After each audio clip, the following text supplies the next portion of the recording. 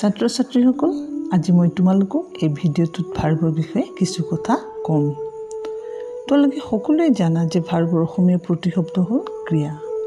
Verb এনে এটা শব্দ যাৰ অবিহনে আমি এটা বাক্য গঠন কৰিব নোৱাৰোঁ।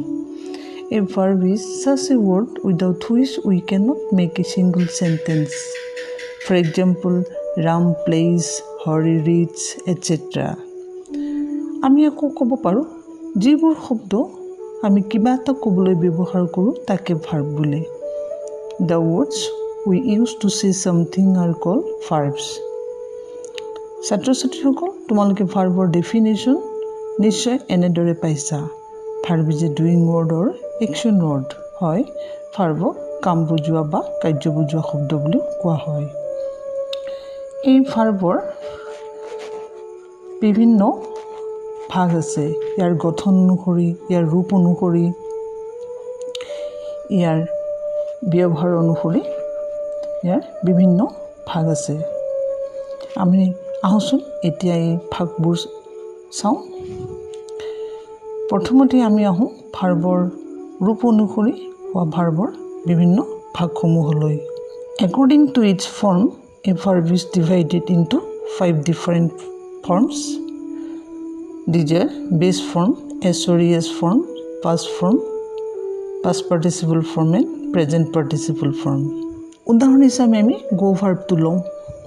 গোৰ বিভিন্ন ভাগসমূহ এনেদৰে হ'ব: go, goes, went, gone, going. এইবাৰ আমি চাওঁ গঠন অনুসৰি হোৱা ভাৰ্বৰ ভাগসমূহলৈ। According to its structure, a verb is divided into 2 different parts. One is transitive verb and the other is intransitive verb. What is transitive verb? A transitive verb denotes an action passing from the subject or the doer to an object. অৰ্থাৎ যেতিয়া এটা ভাৰ্বৰ কাৰ্য কৰ্তাজনৰ কোনো এটা বস্তু লৈ যায় তাকে ট্ৰেনজিটিভ ভাৰ্ব বোলে। So, transitive verb must have an object after it. For example, she writes letter. অৰ্থাৎ ট্ৰেনজিটিভ ভাৰ্বৰ পিছত এটা অবজেক্ট থকাটো উচিত বা প্ৰয়োজন। An intransitive verb does not take an object after it. For example, he plays. অৰ্থাৎ ইন্ট্ৰেনজিটিভ ভাৰ্বৰ পিছত কোনো অবজেক্ট নাথাকে। আকৌ আমি চাওঁ ব্যৱহাৰ অনুসৰি হোৱা ভাৰ্বৰ ভাগসমূহলৈ। According to its use, a verb is divided into 2 different parts. One is principal verb or main verb and the other is auxiliary verb or helping verb. What is principal verb? When a verb expresses its meaning by standing alone in a sentence, then the verb is called principal verb or main verb.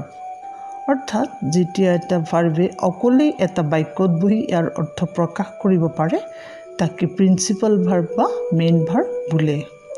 For example, he goes to school by bus. আকৌ what is auxiliary verb? Auxiliary verb কি? The verbs that stands with the main verb to express the meaning of the verb in the sentence is called auxiliary verb or helping verb. এই auxiliary verbক helping verb বুলি কোৱা হয়। তোমালোকে জানা যে ইহঁতি বাক্যত সহায়ক হিচাপে বহে, সহায়কাৰী হিচাপে মেইন ভাৰ্বৰ লগত, সেইকাৰণে ইহঁতক সহায়কাৰী ক্ৰিয়া বুলিও কোৱা হয়।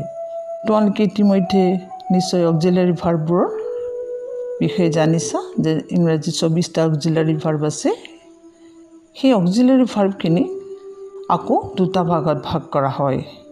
The first one is primary auxiliary and the second one is modal auxiliary. আৰু modal primary auxiliary ভিতৰত পৰিব am, is, are, was, were, do, does, did, have, has, had। এই 11টা primary auxiliary ভিতৰত পৰিব। আকৌ modal auxiliary ভিতৰত পৰিব can, could, shall, should, will, would, may, might, must, need, dare, ought to, used to। ছাত্ৰ ছাত্ৰীসকল এই প্ৰিন্সিপাল ভাৰ্ব আৰু অক্সিলাৰী ভাৰ্বৰ বিষয়ে মই তোমালোকক পৰৱৰ্তী ভিডিঅ'ত বহলাই ক'ম।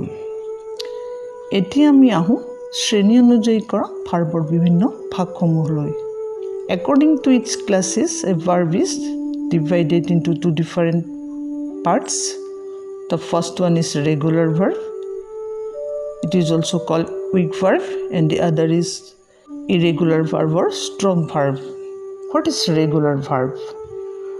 Verbs which forms their past tense by adding ed, d or t to the base form are known as regular verb or weak verb. অর্থাৎ যিবোৰ ভাৰ্বক পাষ্ট ফৰ্মলৈ নিওঁতে বেছ ফৰ্মৰ লগত ed, d বা t যোগ হয় তেনে ভাৰ্বক ৰেগুলাৰ ভাৰ্ব বা উইক ভাৰ্ব বোলে যেনে love, play, burn etcetera. What is irregular verb? Verb which form their past tense by simply changing the vowel without adding d, ed or t called irregular verb or strong verb. অৰ্থাৎ যিবোৰ ভাৰ্বৰ past ফৰ্মলৈ নিওঁতে সিহঁতৰ ভাৱেলৰ পৰিৱৰ্তন হয় তাক irregular verb বা strong verb বোলে। For example give, begin etcetera. ছাত্ৰ ছাত্ৰীসকল, আমি ভাৰ্বৰ বিষয়ে আলোচনা ইমানতে সামৰিছোঁ। পৰৱৰ্তী ভিডিঅ'ত পুনৰ লগ পাম। ধন্যবাদ।